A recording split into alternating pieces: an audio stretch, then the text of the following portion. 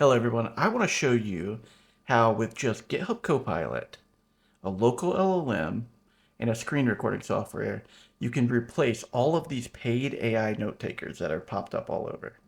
So first off, let me just jump into what I built. So if you're just interested in that, you can look at this and kind of see what I've actually accomplished. If you stay till the end, I'll actually run it in real time and also show you some cut footage of the entire process, which is actually very interesting. I'll kind of talk through some of the problems I ran along the way. So first off, the features here, you can see over here on the right, all the action items. You can mark them as complete. You can also ignore them. You can click on any of the different summaries here. One thing to note here is this actually does organize by days. I do actually want to figure out a way to kind of organize this a little bit better, but you can also delete them. I don't want to delete this one. This one generates a nice meeting summary. This actually was not a video of a meeting summary, but it actually turned out pretty well. So I still want to show this. And then the coolest stuff I love, the transcript. So let me just go and say, I want to find anywhere I talk about AI agent. So you can see where that was in the video. Not you're like, oh yes, I actually want to see this. So I click on this. I need to get it to scroll up properly, but it pops right in there, plays the video right where I was, so I can actually see what happened in the meeting. I can then collapse this and it's out of my way again. So anyway, this is literally something that replaces what I was paying like Fireflies for $10 a month, or Fathom for $15 a month, or even Granola $18 a month for. And these monthly fees, sometimes it's worth it. But my experiment is, can I actually do this stuff locally? So let's jump into my cut footage of me actually doing it. So first off, you can kind of see the prompt I have here at the beginning. I say create a program in Python that monitors a folder, and when a new file is put into it, it uses Whisper. If you're not familiar with Whisper, it's a great tool for translating basically any sort of audio to text, and it works with different video formats if you have the right things installed with it, the drivers and stuff with it. And then it takes text output and it asks a local LLM of mine, and I told it to use my local standard endpoint that I have running through LM Studio. And you can see here that I have like LM Studio set up with this Mistral small 24 billion instruct. And I said, go for it. Make the prompt, do the keynotes, action, stuff like that. And it just kicked off. So I do have this running kind of fast. So I want to do this so I don't waste a lot of your time. And I'm just going to kind of talk over what's actually occurring here while it's happening, because there are a couple key things. First thing it does great is it wants to install my requirements. I should have really created a Python environment, to be honest with you. My global environment is starting to get so corrupted now. You can see here I got a bunch of errors. It's fine. They were just version mismatches. Everything works fine. But ultimately, I would rather that like be in its own little mini environment, which you do see me kind of do that later on, but I'm not going to kind of waste your time thinking about that. So one of the first things is I really want this to also support MP4 and MKV. So the application's loading. There's no errors. I do get some warnings about torch.load. Not too worried about that right now. So it actually is now testing the translation of it now, the Whisper translation of it. And I ultimately get basically an error opening the file meeting / GitHub Copilot MP4. So what I found there is it just had a little minor error. So I dropped it in again. Now, what you're going to see is Whisper actually starting to try to kick off here. It ends up translating this. Actually, it was a 19-minute video here. This is one of my last YouTube videos, and it translated perfectly. So I fast forwarded a bunch, but then it actually hit an error because when it was taking the transcript and I was trying to send it to the LLM, it actually couldn't find the transcript file. So I just told it about that, and so what I'm doing here is I pasted an error. It couldn't find the file. I say in the transcript folder, there's a file, but it doesn't have underscore transcript on it. And I also said I don't want all those different formats in there because honestly, like I don't need the JSON format. I don't need the SRT format. I don't need the TSV. I was thinking about it at this point, like the VTT file might actually be nice to have because it'll have all the timestamps in it, and that might even be useful to send to the LLM. But I hadn't even thought about what's going to actually evolve into this really cool feature, which you saw at the beginning, where it actually lists out all the timestamps that you can then click on and open the video. So that was super cool. I did find that it actually edited one of my screen share summaries, so I thought that was kind of weird that it actually thought it needed to edit that. not a big deal. You know, you can just disapprove that or accept it. It didn't really matter, honestly. So what I then transitioned to, which you can kind of see here now, I'm actually starting that up, and I'm going to pause here just for a second.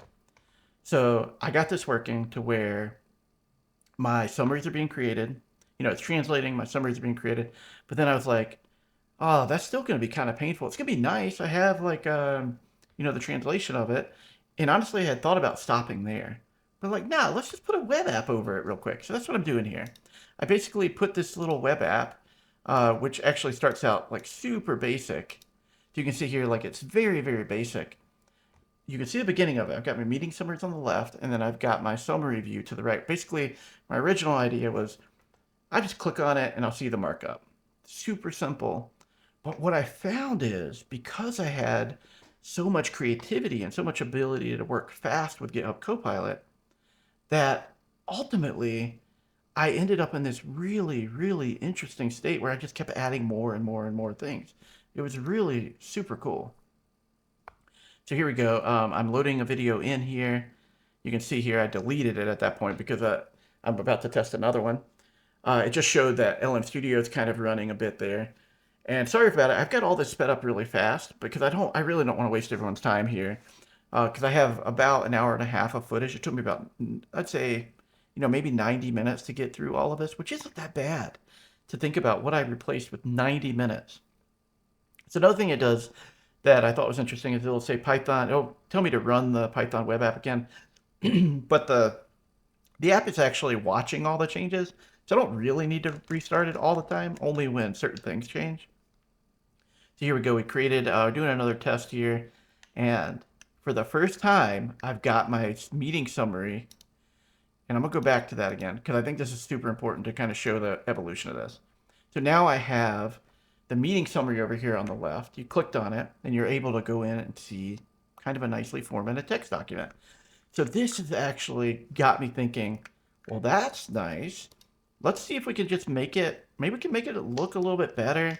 Maybe we can do like a to-do list on it. So here we go. We're making it look a little bit better there, starting to add some colors to it. And I never changed context. I stayed completely in the same chat window the entire time. I added the to-do list now. So I was like, you know what? I've got these action items. I don't want to keep track of that. Let's just put them in a list that kind of auto created for me that I can manage. And you can save it locally. I don't care. Put it in a JSON file. You could come back around and put it into a database, you know, maybe a document database of some kind if you really wanted to. But this is just a tool I want to run locally. I don't need it to be absolutely perfect. I just want to have something that transcribes meetings for me that I can then take my task and probably drop it into Asana, which I did actually think about that, like actually doing an Asana integration where I could actually click a button and sync it to Asana. So you can see here my action item's actually finishing. I did get an error, but that error is because ultimately it was still making changes. I love that though. I didn't even tell it to style it that way, and it styled it as complete. It was just, it's so cool. So you can see here, like, the application's coming together, but there's only like 2 minutes and 41 seconds left in this video. But over the next, like, I'd say about 30 minutes of time, I transformed it from this simple application you see now to the one I showed you at the beginning, which actually had, which I'm about to show you here, the video playing. When I first started this, I didn't even think about that. I was like, just wanted my videos transcribed. I was like, oh, that'd be kind of cool. But now I've got the video playing. Then the AI recommended, I didn't even come up with this either. We've got the timestamp. Let's go ahead and make it where you can click on a timestamp to go to that point in the video. And that also was very interesting to me because that was like one of the things I'm like, yeah, of course, let's do that. And if there was a few bugs with it that I needed to kind of work through. And the other thing I wanted to do is be able to close the video because right now it kind of like stayed open. So I talked to it a little bit about that, and it's now got the collapse in there. You can kind of see that now. And here I just want to show, like, this is when I added that sort feature in, or the search feature in there. And I was like, oh my gosh, this is literally starting to become a fully featured application that I could go and actually deploy in my own server if I wanted to, or I could just run it locally. And I just became like enamored with like the idea of like being able to recreate these. Again, I don't want to say simple applications, but these applications that have like one really good functionality that I could go and recreate and then create an open source version of it that everybody could use for free.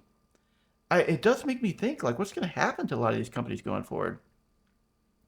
So now what I'm doing here, just to get back to this, is I'm actually telling it I want my left side to be organized. So now what it'll do is actually organize by today and then by dates and everything.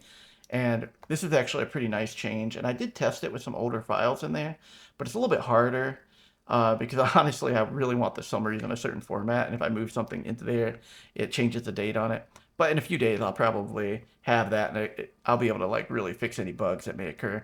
But it looks really good. I also want to point out this one video. Apparently, I don't know why Whisper thinks this, but apparently, or maybe I did, but apparently I said okay, okay, okay, okay, okay a million times from 2 minutes and 50 seconds to about 5 minutes. And so I started thinking about like, why would I be saying that? So I looked at the video and it was a lot of clicks. So it picked up like my clicks is okay. So I didn't actually say okay that many times, fortunately, but I found Whisper to be really good at transcribing everything for me, but I did find that kind of funny, that funny thing being there. So again, I'm just continually like testing new videos, putting them in. I'm running into a little error here that I'm having it kind of work through. And this is typically because in some of the changes it did, the action item thing quit working. So that was kind of a little bit unfortunate. But now I'm going to go here and test it. One thing I want to call out is it's not actually cut off here on the right side. For some reason, my video is kind of shifted. It's kind of annoying, to be honest with you, that it shifted over to the right a little bit when I captured this while I was making all these changes. But anyway, this would actually look, normal on screen here. All right, so I'm just doing a little bit more testing, checking, like to make sure the action steps or the the to-do list is actually working correctly. But this is the piece that I just get so excited about, like looking at the different summary items. And yeah, that ended that. So now let me show you how this works in actual full time or real time. So first off, let me just walk through this application a little bit with you. And if you stayed this far, oh my gosh, I really appreciate it. But I get excited about this stuff, and it's just super cool to kind of share that. All right, I want to show you how this actually works in real time. I have this really short video. It's a funny video that my daughter actually made. And it won't actually open it because it's an MKV file, but it will when I load it up in the application. It's a relatively short video. I think it's like a minute. And it was just her being fun. So see here, her saying here, oh, can't see me. Hello, it's me. You know me. I'm already just her being silly on my computer, which I absolutely I get a kick out of. We are generating the summary here. I'm jumping ahead a bit. So the summary is actually being generated. Now what's funny is the LLM is going to be very confused about what's going into this video. So one of the things I actually thought about is like, maybe I could actually have the LLM decide if it's a meeting or not. And if it's not a meeting, maybe it just gives a summary and kind of has a different format. But I don't care that much about it. I'm only really going to use this for meetings. So now I should actually have my summary here. There it is. And you can see her little transcript here. I'm here because they've run away. Sometimes, yes, you do. So she's just being like really funny, like on my computer here. It's super cute. Oh, and she's got my cat. That's so cute. That's adorable. I'm running out of GPU memory right now, so this isn't loading the best, but I need to click that. There we go. It loaded. Isn't that just awesome? It's so cool. Anyway, that's it for this one.